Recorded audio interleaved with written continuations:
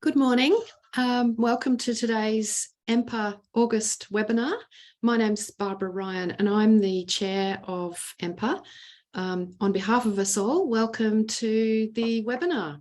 I'd like to bring in by acknowledging the traditional custodians of country throughout Australia and their connections to land, sea and community.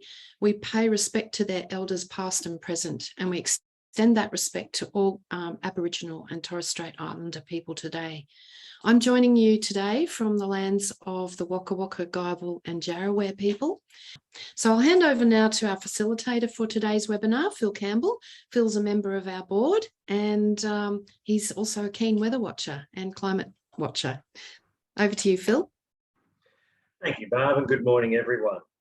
I'd also like to just do a quick acknowledgement of country for the land of which I am on, the Gundungurra and the Tharawal people, as the traditional custodians of the land. Today's webinar is a panel on communicating weather, and it's such an important part of life for us in the emergency services and for those who deal with the emergency services. So I'm sure you're going to get a lot out of today's panel and discussion. We're going to be joined today by Sally Ling, who's the Manager of External Communications at the Bureau of Meteorology, Anthony Frith, Communications Manager for New Zealand's National Emergency Management Agency, and Lisa Murray, who's the Head of Weather Communications team at the MetService in New Zealand. So we're bridging both sides of the Tasman today, which is fantastic. So welcome to our presenters and our panelists. So I encourage people to pop your questions in. We've got a number of questions to get started with to get the conversation rolling, but as we go along, if you've got a particular question you'd like asked, I'll keep an eye on the questions and we'll endeavour to answer them as best we can. So good morning to our panelists. Let's start out with how we translate scientific concepts and terminology. These sorts of things are inherent, of course, in weather and climate, but how do we do this for a public audience, keeping the content as accessible as possible without losing the science that's really important behind the message? And Sally, I might start with you over there at the Bureau in Melbourne. Oh, thanks, Phil. Look, communicating the science in a way that people can understand and actually use is really the core purpose of what we try to do.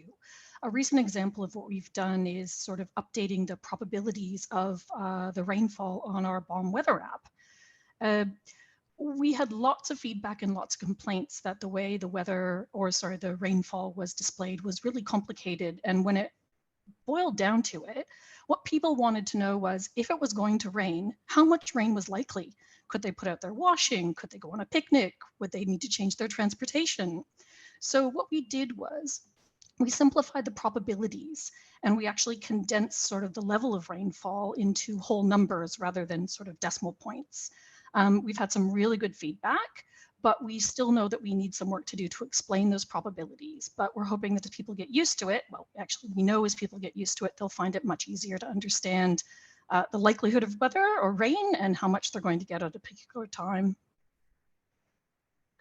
Lisa, have you got an example for us as well? Sure. Hello to all. Kia ora.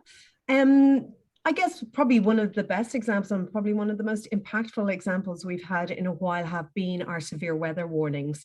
So in 2019, we introduced a red warning. And the reason for that was we were issuing on standard quite a few warnings, with climate change. These are happening more often. And we just found that the public wasn't quite listening, or they were missing the really severe events that were mixed in with that. So we introduced a red warning, and these warnings are only for the most significant events. Like, we're talking events where there's a very high possibility of a state of emergency. It's definitely going to be disruptive. It's going to impact our infrastructure, those kind of extreme events. What we're seeing in the last year is that we've had quite a few, 5 in fact in the last year in New Zealand. So it is that communication around events that are really impactful and that they really have to sort of like batten down the hatches for those ones compared to your everyday rainfall event. And also we introduce graphics because, you know, we have these really long technical warnings that are set up really for other meteorologists to understand and interpret, when really the public seem to want a graphic, a simple thing to understand. They look at the map, they see where they are, and oh, I'm in a red warning, I'm in that zone, I need to prepare. And that's key, isn't it, to prepare for these significant events. Sally, is that something that the Bureau is doing also, moving towards more graphical displays of information to make it easier to understand? Yes, we are trying to ensure that we incorporate, specifically during severe weather events, but also in our everyday communications, to ensure that we are targeting the right place, the right time, the right people through graphics. It is an easy to understand way to, I guess, understand the potential impact that someone may experience through severe weather. As Lisa said, we do have our severe weather warnings, and they can be quite complex, and a lot of them are specifically targeted to emergency management partners and how they're interpreted through those, I guess, those needs. But when people are coming to our website or on our social media channels, they just really want quick answers, and this is the best way to get to them. Speaking of emergency management partners, Anthony, just turning to you now. What are you guys doing at NEMA in terms of making sure that the information that's coming to you from the weather agencies is going to be understood by the people who are your customers? Sure. Well, for starters, MetService are already doing a great job in ensuring that that information is digestible for the public and that it's meaningful. As Lisa said, the red weather warnings have really helped. I think they've been demonstrated to have a high level of efficacy. So when people see a red weather warning or even an orange weather warning, it's a bit of a oh heck moment for them, and they do tend to batten down the hatches. Our role is really to help to sound the alarm, because people can, as Lisa was saying, get a bit complacent with weather warnings. But when they hear the National Emergency Management Agency or their local civil defence group saying, hey guys, you need to prepare, that's more likely to spark action. So we're really there to sound the alarm, to educate people on the impacts of weather, because people get weather every day. So how do you actually make them realise that when it crosses a certain threshold, it can actually be quite dangerous? So we've recently launched a couple of campaigns, one called GTFO, which stands for Get the Flood Out, which we run during peacetime to kind of in a cheeky way warn people about the risks that floods pose. And then we've got one that we will use in the run-up to a known severe weather event, such as when an ex-tropical cyclone is on its way, called Floodwaters are Deep Trouble. And what those campaigns focus on are the dangers such as debris in floodwater, that there's sewage in floodwater. We're often driven spare by the fact that you'll get media outlets running what they think are cute human interest photos of kids playing in floodwater. Is like, you're playing in poo. And also the risks of drowning, the risks specifically to children, and the risks of driving through floodwaters. So that's just flood focused at this stage, and we do want to, over time, with climate change, do a little bit more in the severe weather public education space. We also maintain a website called Get Ready, which has got plenty of tips. And then when an event hits, we are really emphasising and amplifying MetService's messages and telling people where to get info, how to prepare, and what to do if they are affected by the severe weather. Now, in the last question, it was very broad, but of course, there are many groups who consume weather information, some very specific bits of that information. So we can think of the aviation industry, the ski industry, agriculture, mining, the list goes on and on. What can be done to make sure, what are you doing to make sure that all these different groups are getting the very specific information that they need to be able to make the decisions that are important for them in terms of crop planting, snow making, whatever it might be? Lisa, we might go to you first this time. Sure. MetService is not quite as big as the Bureau, so we're all, most of us are we're not in Kelvin, we're in Wellington now, down in the city, earthquake strengthening going on. So we're down in the city, and we also have an Auckland office and a Sydney office as well, and a UK office. But what we find is being a smaller organization, it's actually easier because it's that consistency of message. So in the forecast room, we have obviously a 24/7 operation, and we have divided that into, there is an aviation section who specialize in aviation, so they're dealing with the aviation clients.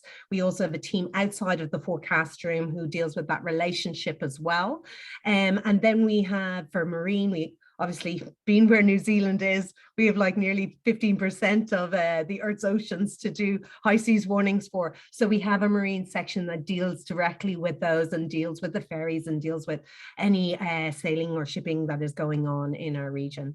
So by dividing it into different sections, we also then have severe weather. And that would be the section that Anthony's team would deal with most.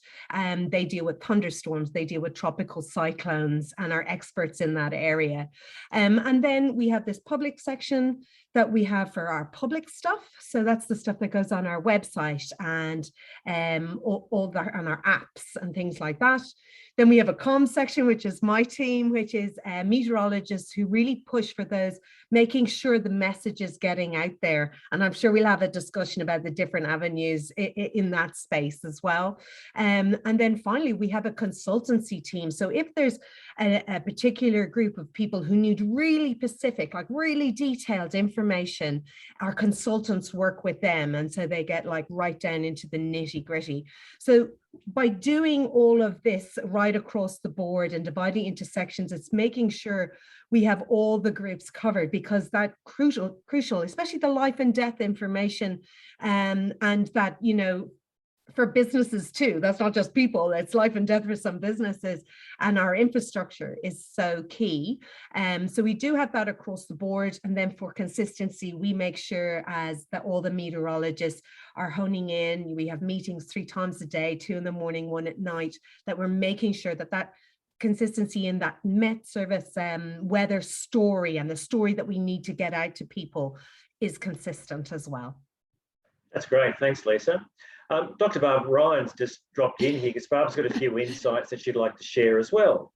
We've had a couple of questions from the people watching. So Danielle Charlton was interested in the graphics, other graphics that you've used. Have you used cartoons, diagrams, charts, that type of thing?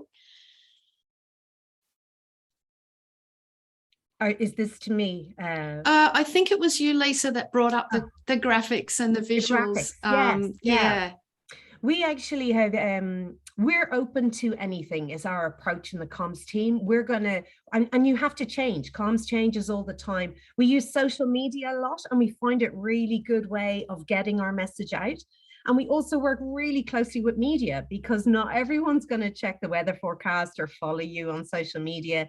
It's really important that we also have that media balance as well. So we work really closely with media and make meteorologists available to them. So we literally have a meteorologist available at the end of the phone for media to call, so they can get to talk to a communications meteorologist. So we have that as well. We use animations. We've recently made animations, say, to show the impacts of rain when it's a watch, rain when it's a warning, and rain when it's, you know, an orange warning and a red warning. So people understand those impacts. Like Anthony and Sally were saying, it's really important that people understand what the weather you're forecasting is going to do, and also for wind as well. So yes, we've used animation-y cartoon type stuff. We are very lucky in the weather industry. We have fantastic graphics to share, all our model data, you know, as well as beautiful photographs and impactful photos. So graphics are not the problem, but getting a graphic that can enhance the message, that's the key. So Sue Sheldrick has asked about how are the impact areas graphically limited, especially for storm. I think she's talking about the geographic area. How do you do that? I'm not quite sure of the question, how it's limited. Yeah, she says, how are the impact areas graphically limited, especially for storm, likely impact and or travel paths? So similar to the, I'd say the cyclone cone that the US uses, that type of thing. So we have the map of New Zealand, and we have many regions in New Zealand. We divide our forecast for the North Island alone. We have 16 regions. So we actually have quite small regions across what, compared to Australia, is a small country. And we highlight each of the regions that we think, depending on what color it is, be it a yellow watch, an orange warning, and it's just highlighted and they lap over in those spaces. The limitations are, even within these regions, the topography of New Zealand from sea to Southern Alps to, back to coast is quite a short period. So there are limitations within, especially, say, for instance, the West Coast, the coastal area versus the mountain range area of the South Island. You have quite a contrast in a very small space. So often the warnings there, and if you go onto MetService.com, onto the warnings page, you can click on them, and you'll even see that we've actually within the area verbally had to write, there will be 100 to 200 at the coast, but 400 to 600 millimeters of rain on the ranges, just because that would be a limitation of it in that sense. Yeah. Thanks, Lisa. Sally and Anthony, do you have anything to add to that?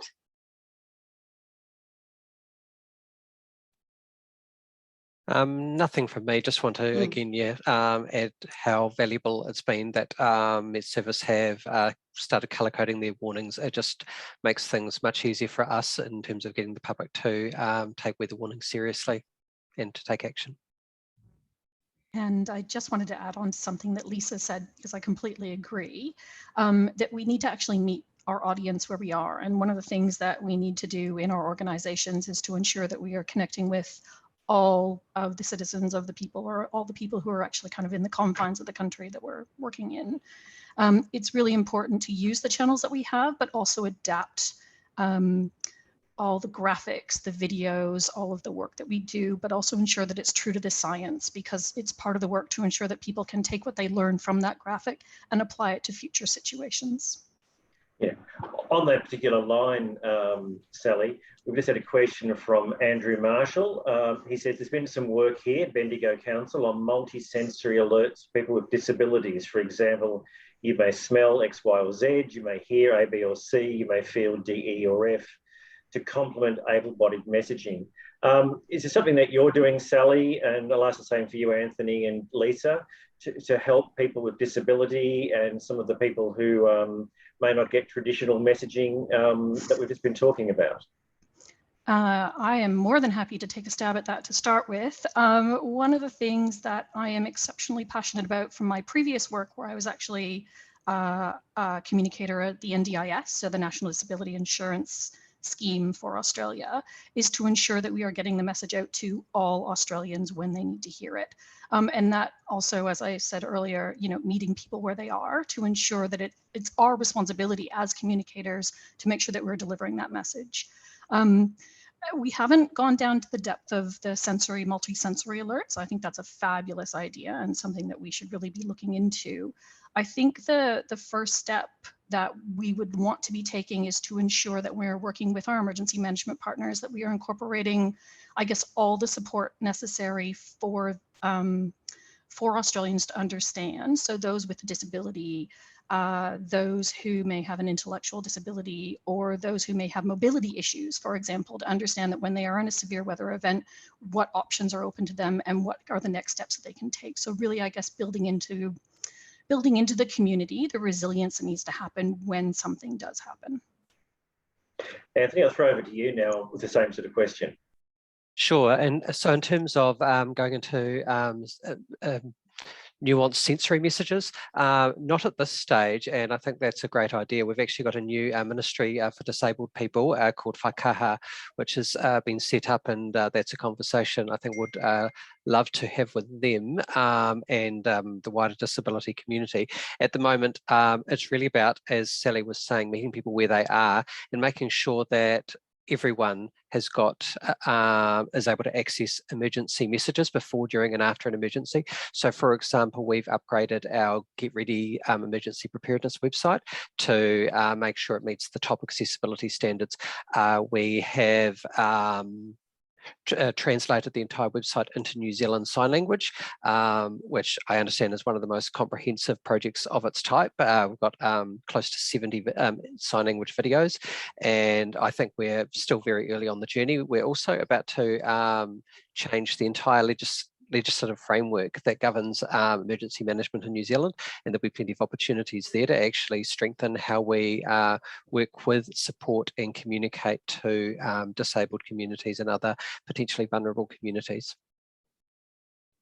And throw to you now, Lisa, on that question. Yeah, so what we do is sort of at the moment is just things really for both visually and hearing impaired, so that forecasts are accessible to them.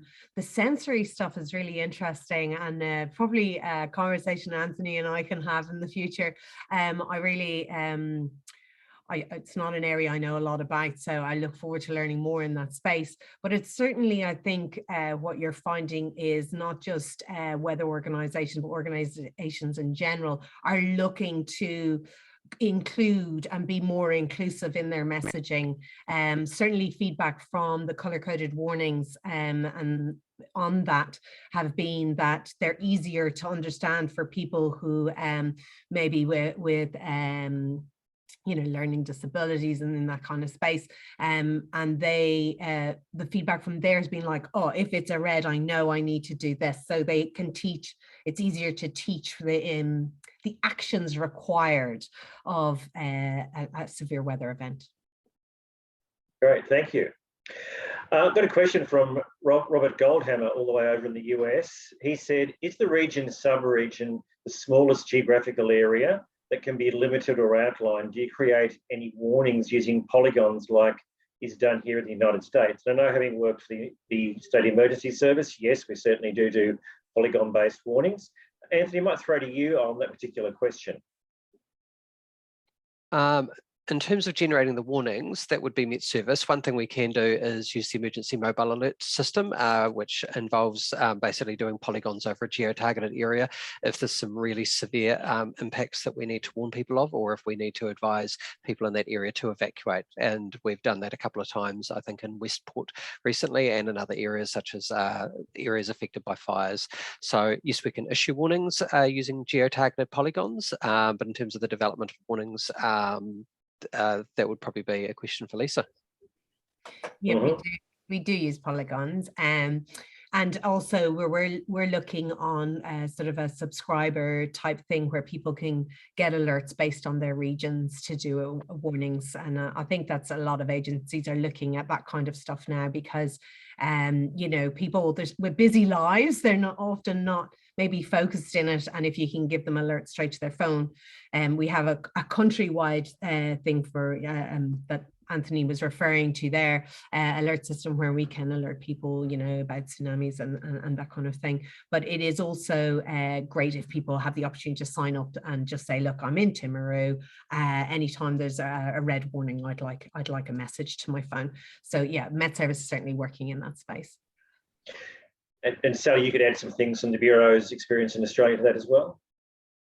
Yes, probably not to the fulsomeness that Anthony or Lisa might, but one of the things that we try to do to make sure people are getting the warnings they need is, again, through the Bomb Weather app. And so recently, it was earlier this year, we pushed out push notifications. So it's sort of geo-targeted or geolocated to wherever you put your location, and you will get one of 6 types of warnings.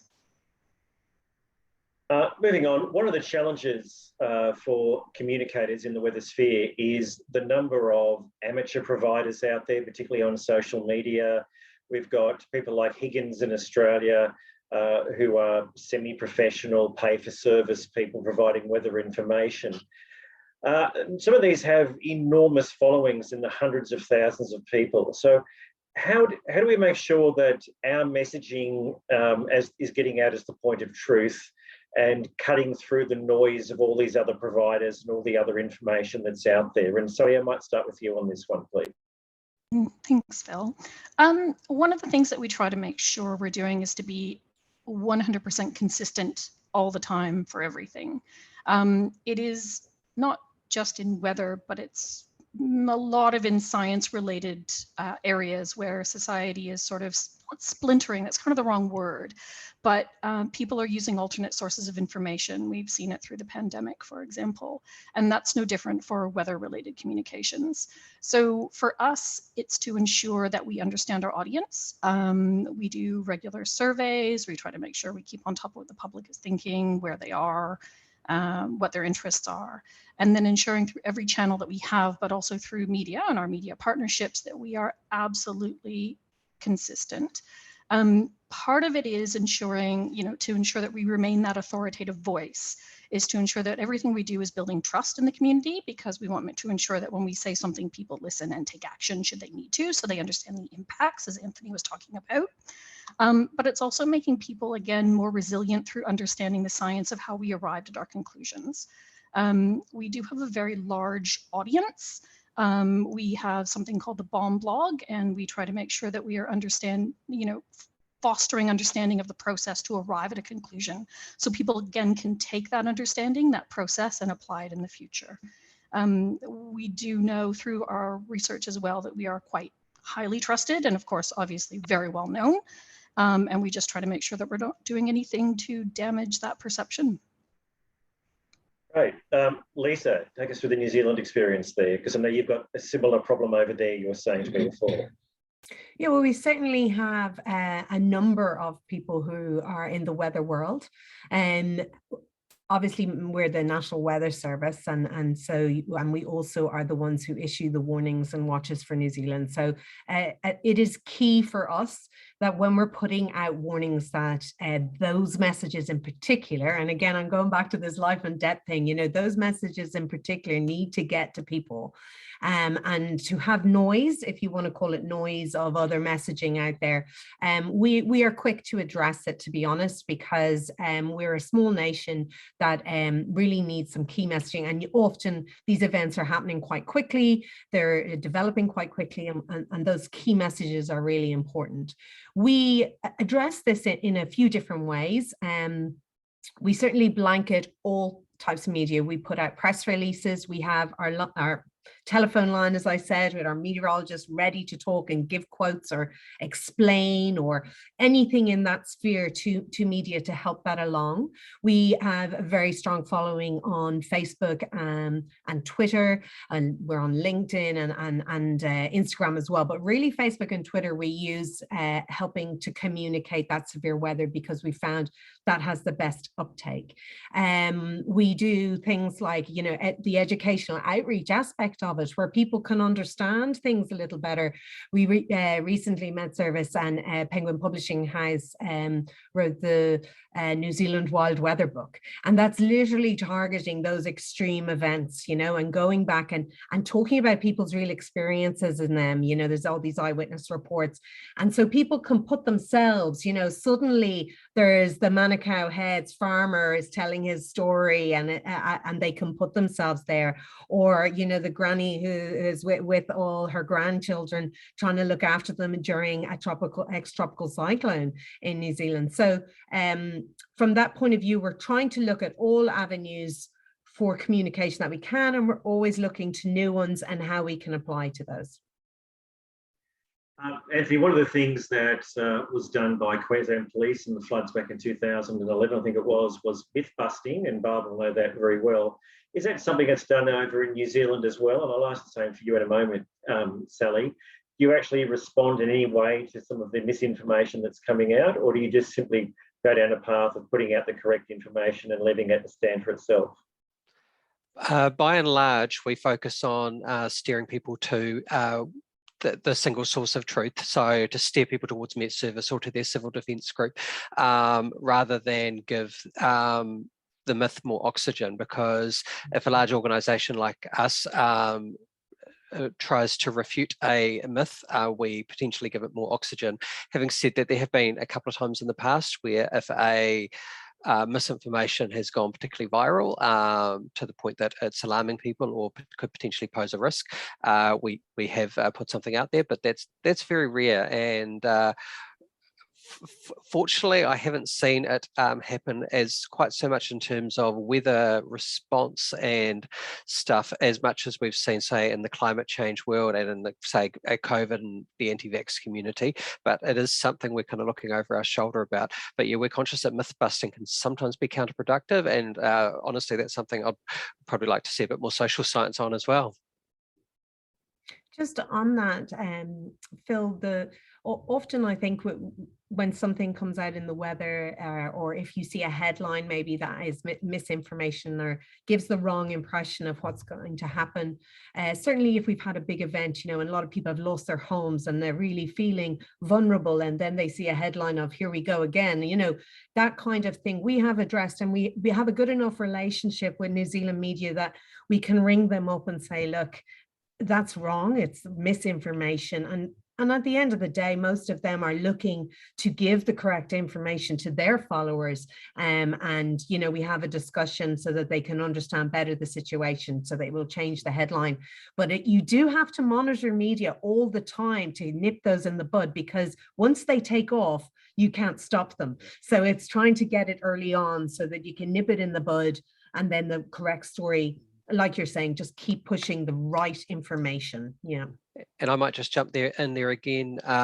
So yeah, the media don't tend to deliberately promote misinformation, but they do tend to be quite responsive when we give them a call. We've actually got a memorandum of understanding, which basically requires them to exercise a bit of conscientiousness and focus on accuracy when it comes to that. And they're quite responsive if we call them up and say, hey, that's wrong, you need to change that. That's actually going to create a risk.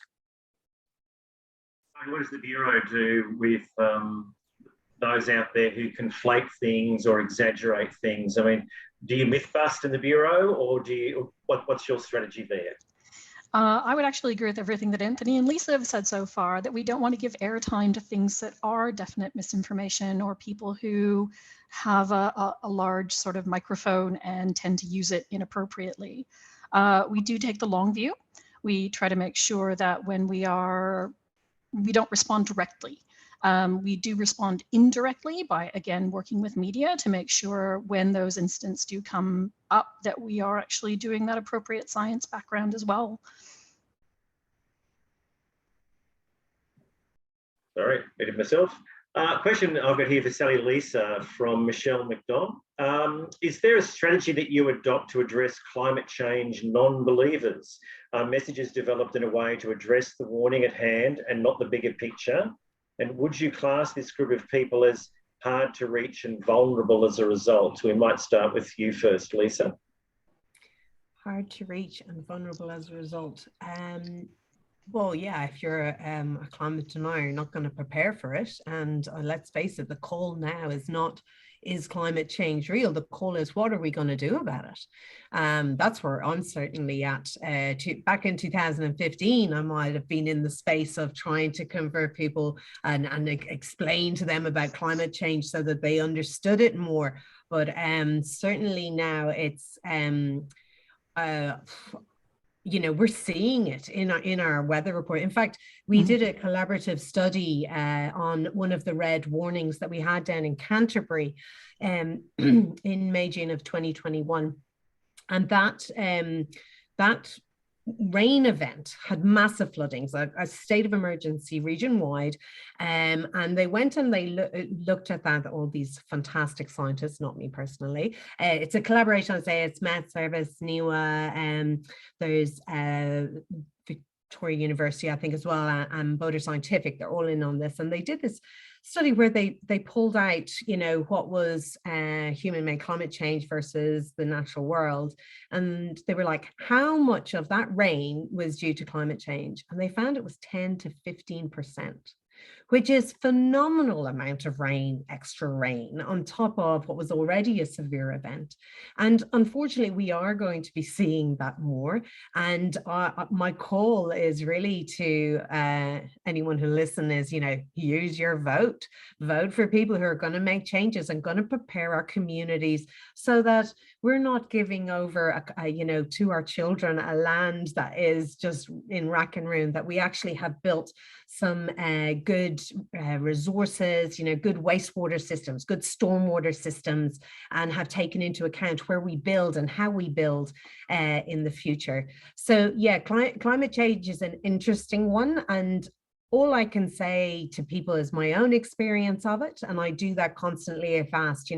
What I've seen is more and more records being broken, even in my time since 2015 as the comms meteorologist.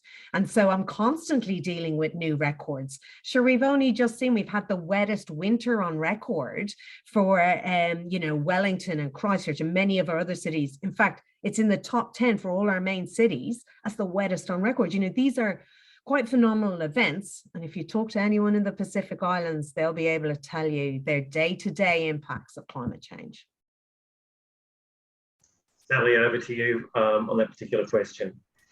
Yeah, no, it's a really good question, and thanks so much for asking it. I would say that that's not actually how we segment our cohorts. We don't kind of group them into those who are fully on board with the science and those who are less on board with the science. Because really, when it gets to the end of the day and you have a severe weather event, it's the responsibility to ensure that we are connecting with everyone and giving them the information they need to make a decision in their best interests. So when it comes to that, one of the most important tools that we have, I think, is our climate and water seasonal outlooks. So the last Tuesday, before we click into the next season, we provide a 3-month outlook. And for there, we actually take advantage of video, and we provide a video that explains why we are,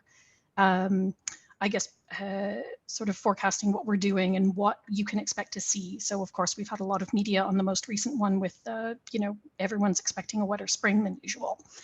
I think the other thing that's quite important also is something that Phil mentioned earlier in one of his questions, which is about how do we talk to industry? And of course, one of our biggest things that we need to ensure that we're doing is we're connecting with our agriculture industry who need to make those longer term decisions.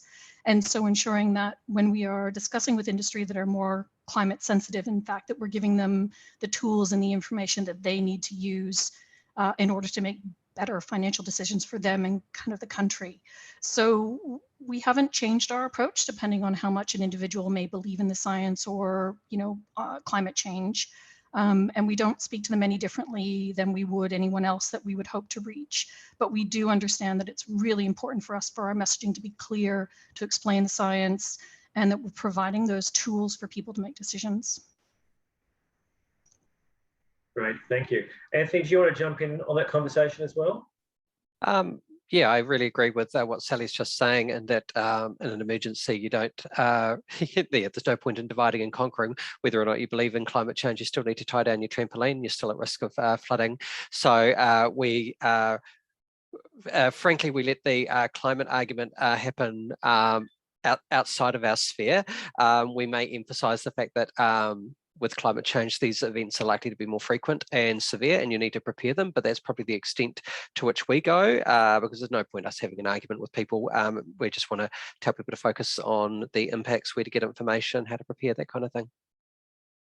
Yeah. Although one thing I would note is that the government has released a national climate adaptation plan, which is all about using a huge range of policy interventions to help New Zealand adapt to climate change. So that goes across a huge range of areas. So if anyone's really feeling geeky, you can Google that and look it up. It's just come out, I think, a couple of weeks ago. Nice, Anthony, thanks. No, certainly with the weather, like with the weather warnings, just to make it clear, we don't talk climate because obviously it's the impacts of that particular warning at that time. And so for MetService, our focus is very much on the weather and the impacts of the weather. We do outlooks as well, like we have an outlook at the beginning of each month. And for clients, who need it further, we can help them with that too. But it's certainly our focus is weather. That is our key goal at MetService. So we're looking at the impacts of certain events on the ground. This question might be one that's perhaps a bit more pitched towards the emergency services than to weather agencies. But a question from Bridget Clark is, with the new Australian fire danger rating system, will there be the capacity to get those warnings built into the Maps apps like Google Maps So there are automatic fire weather warnings, and I guess the same could go for floods or other hazards that come up when someone types in a route that has extreme or catastrophic warnings in place. So I guess reframing that question slightly, what's being done for us to be able to work with other people such as Google Maps and similar providers to get that information out through those sorts of channels as well? Sally, is there anything that you're aware of that's going on in that particular space? The only thing I'd say is that we are just about ready to launch that. In fact, the national launch of AFDRS is today, which is very exciting. But I think that it's not a done and dusted, right? This is something that we need to continue to optimize and to improve and learn as people use it and understand it. So I can't speak for the roadmap, I guess the development roadmap, but that sounds like something very sensible, and I'm sure smarter people than I already have it planned. And we've already got the Fires Near Me app, so if people in New South Wales, for example, want to hop on that, they can get information as to where the nearest blazes are near to them and see it on a map interface, which makes it fairly accessible. Is there something similar, Lisa, over in New Zealand, or any plans to make it warning information more accessible or more geolocated in that sort of way? Yeah, there's plenty of work going on behind the scenes in this space. Like, I'll start with, first of all, what's there. So we have a very close partnership with our road infrastructure, the NZTA Waka Kaitohi, and they often put some weather related stuff on their journeys. They have this journeys app where people can plan their journey and see if there's any roadworks or anything like that going on. So they add also any slips or any weather related flooding into that app as well. So we promote that. We have a mutual partnership and we promote that in the media and social media space as well, telling people to check it, just like we would say tie down your trampoline. We also say check that, and just like we tie in with Anthony and in the get ready, get through, and we make sure we refer them to the websites. I think especially for us in New Zealand, it's really important we have these partnerships that work together. Now, apart from that, there is some other work, different agency. I know people have been working on platforms that can pull all this information in as well into one space. So yeah, it's definitely a work in progress in New Zealand. I've got a question from Mel Taylor, and it's to do with the black and white interpretation that some people have of certain messaging. So there's a bit of context. In her local area, the Hawkesbury Nepean, some people have been flooded 4 times in 15 months and are very worried. She's intrigued by reports yesterday that BOM has not declared a La Nina where other countries have. And she's wondering now that all the hype about the term La Nina means that residents won't prepare because they don't have a La Nina on its way.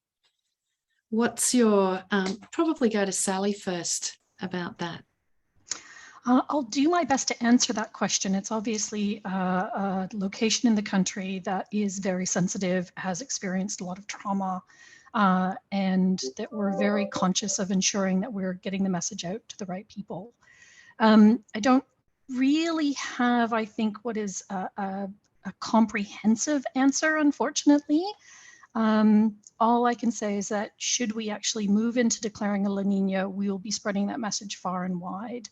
And, you know, I think there was an article, I think, in the ABC yesterday about sort of the differentiators between where the Bureau sits in its declaration versus sort of other international meteorological organizations or weather agencies. But yeah, always sort of happy to take further questions through our channels and try our best to answer. Lisa and Anthony, do you have any comments on that? I just have a quick comment on it, and I find that sometimes some people are really tuned into ENSO and they understand the concept of El Nino, or especially farmers, you know, because they understand it for where they are in their region. But then there's a lot of people that don't understand it at all. They don't quite get it. For us in New Zealand, you know, that brings, it only has probably a 25% influence, you know, though we still get like the southern angular mode that brings a lot more weather to us, that storminess and things like that. So what we do in our monthly outlooks that are put out is that at the end they do kind of a summary of, you know, what does this mean for you? Like what is the impact to the different regions in New Zealand? And I think that has been really useful because people, rather than guessing what it means, have an understanding, oh, so that's what it is for me. And I think if we can translate that for people, it'll really help, and not so much weight is then put on a declaration of one or the other, you know? So how do you deal with the peril of having a term that people hang on to? So Anthony, have you got thoughts on this? And in terms of the intricacies of different kinds of weather systems, we basically try and remain agnostic to that and let MetService do the communication about that. That's what, and again, why red weather warnings are so easy for us to communicate in terms of risk. Irrespective of what's caused it, people understand that a red weather warning, they need to batten down the hatches. Next question is one around the people within the weather agencies that actually do the communication. So who are the best people to communicate weather information? Is it a meteorologist? Is it a meteorologist communicator? Is it just a communicator? Do they need to be a meteorologist at all? I know for the Bureau, there was a particular person in New South Wales with a very, very thick accent who actually had quite a following amongst the ladies, I believe, because they liked his accent. It was very popular, but he could be quite hard to understand. So who are the best people to be able to communicate this sort of information out to the public? Sally, might throw across to you first. Sure. I think it depends on what type of information we are communicating through which channels and to whom, actually. And that might sound like a bit of a waffly answer, but I think it depends on, you know, if we're doing something on Sunrise and we're expecting some follow-up questions, we ensure that we have prepped the people who will be doing that. It's usually one of our you know, communications trained meteorologists. We want to make sure that, again, I think I've said this about 4 times in this webinar, so apologies everyone for repeating myself, but we want to make sure we're getting the science right.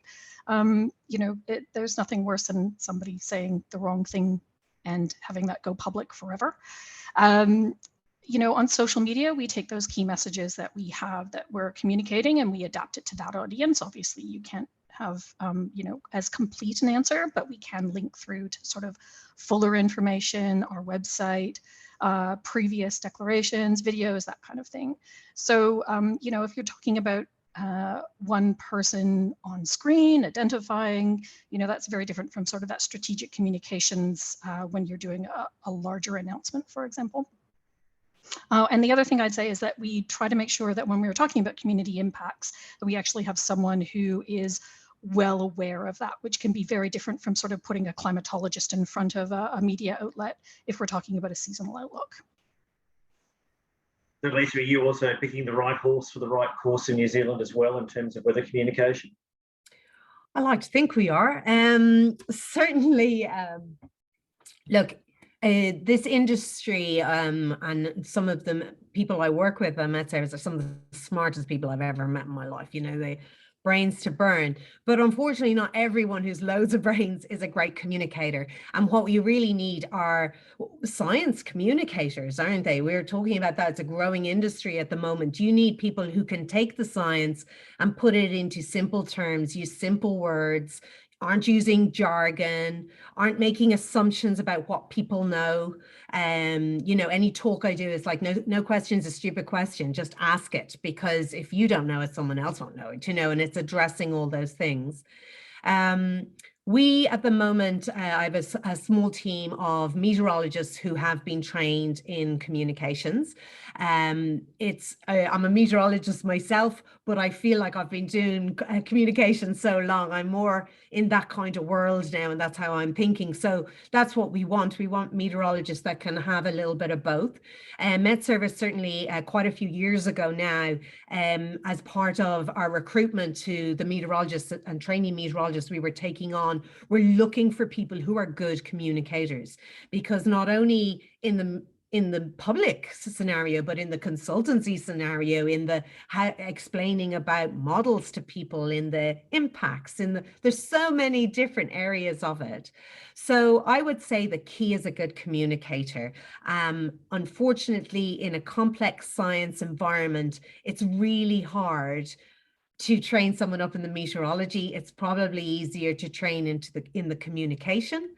But you likewise can have, and we have a situation here where, you know, we supply information to the TV stations and that kind of thing. And we do have one meteorologist on TVNZ, but the rest of them are presenters. So we're working closely with them. They can ring us and chat with us. So if you're a good communicator and a good presenter, but you also have really good people, good science communicators behind you, then you probably could too. But in the interest of efficiency, definitely, if you can find a meteorologist who's a good communicator, they're gold. They're absolutely gold. And can I just say that I think science communication has really come in leaps and bounds in recent years. It's kind of increasingly seen as a discipline in itself and a talent in itself. And I think science communicators are really some of the unsung heroes of emergency management. We rely on them massively, like to divert slightly into tsunami. When we had 3 tsunami in one day in March last year, we made sure we had a seismologist standing alongside our minister and our director to help explain what was happening, and he got more questions than the other 2 combined. And yeah, the role scientists play, especially as science becomes a bit more of a contested turf, I think is so vital in terms of helping people understand the risks and to actually get people to take action. Scott Appledaw's got a question about the boy who cried wolf syndrome. He is curious to know about whether you can develop an over warning. So when an event has finished or the threat has disappeared, what you do about that. He's worried that the over warning, that when the time comes, people will disregard the warnings, that we really need to get to them. Perhaps Lisa first. Sure. So to address an overwarning, say that if we overwarn, to be honest, often with climate change, it would be the other side of it. But if we overwarn, we do put our hand up and say, look, we got it wrong, and here's why. You know, if you explain to people why, you explain what's going, and I think it's important to put your hand up and say, you know, we got it wrong, because you need to build that trust. And like Sally was saying about the BUM, we have a really high trust rating in New Zealand, MetService as an organization, and that is trying to keep that credibility, that trust with, so explaining why. I have to say we've had a really good hit rate, and this is not singing our own trumpet here, with the red warnings since they were introduced in 2019. And we're really careful when we're issuing them that we don't overwarn, that we're making sure that we're giving the best information because of exactly that. We don't want to be the boy who cried wolf so people stop listening. We want to make sure that they're going, wow, MetService has issued one again. The last time it was this. We need to pay attention. So yeah, we are very careful in how we issue them.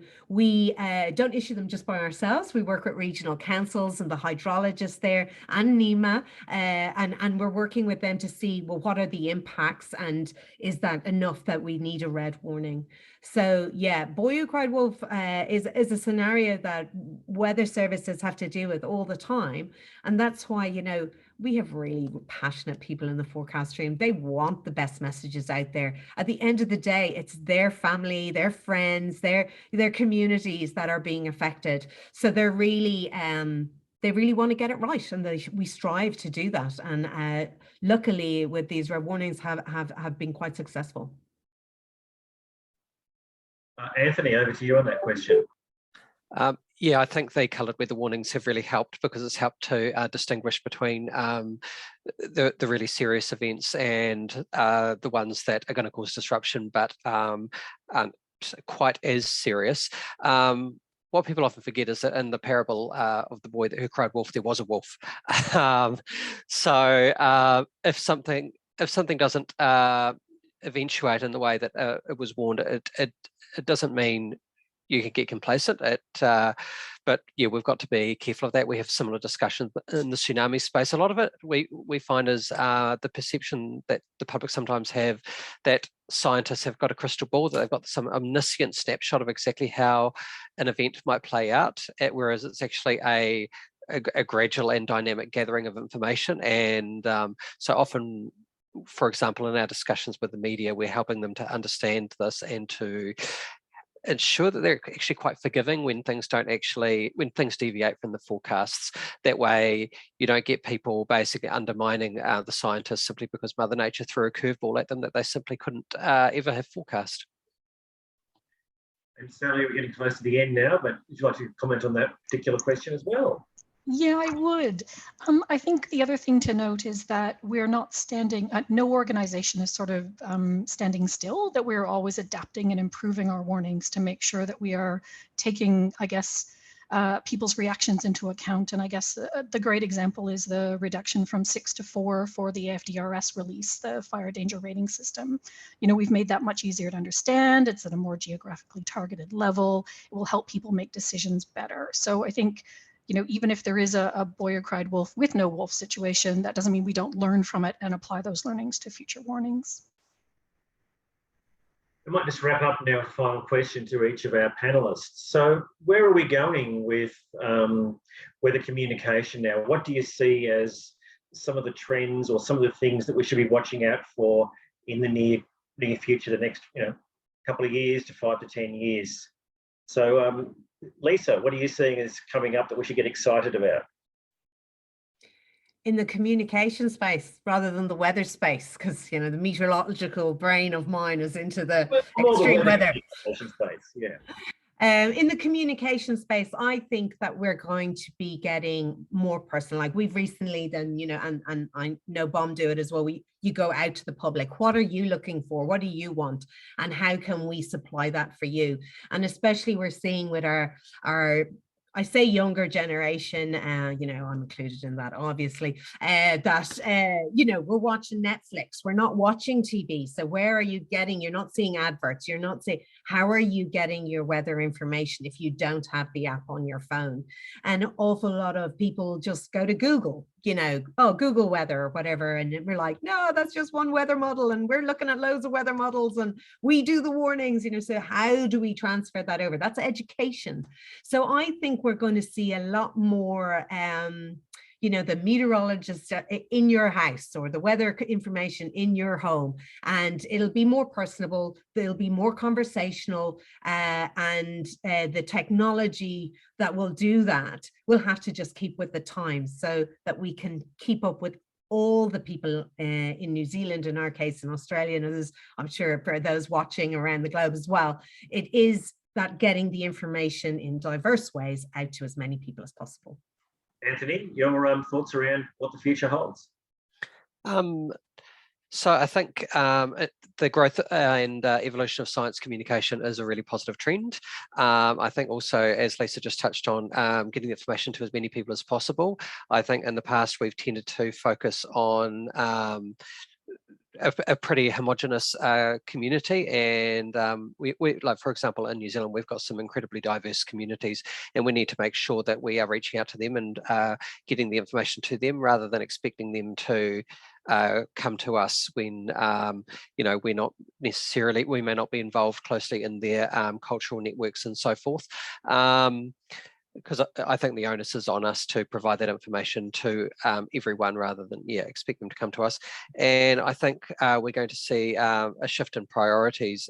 Certainly in New Zealand, we're starting to see it towards communicating about the weather. I think in the past there's been a real focus on earthquake and tsunami. That will continue to be a really strong focus because that's a risk that's always going to be bearing down on us. But like how NEMA didn't actually have any flood campaigns until just a few months ago, I think we're going to see more in that space going forward as to reflect the challenges that climate change poses and the risks associated with it. Thank you. And Sally, last word to the Bureau. So. And I'll make it quick. I think one of the things that we're looking at is to differentiate. So agree with everything that Lisa and Anthony have said, actually, so I won't add on to that. The only thing I'd say is that we're looking into how to differentiate and best reach active and passive consumers of weather information. Yeah, and I think just that microsegmentation and ensuring we can reach all cohorts consistently. Well, thank you very much to our panelists today. We could keep talking for hours, really. I mean, it's one of those conversations. People always like talking about the weather, don't they? So thank you so much for your participation today, and to the audience. We've had people hang with us, which is fantastic. And I'll pass across now to Dr. Barbara Ryan to finish things up. Thank you all, and thank you everyone for watching. As always, the recording will be made available to everyone via our website in the next few days. And don't forget to check out all the upcoming EMPA events while you're there. So I'll see you on September 19 for Disaster Diaries.